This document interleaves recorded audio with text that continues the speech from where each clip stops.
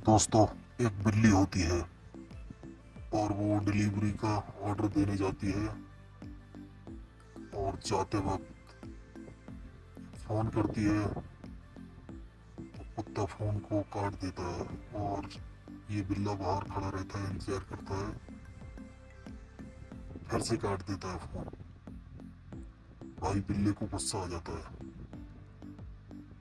और फिर जाता है और भाई मशीन से पूरा दरवाजा ही काट देता है।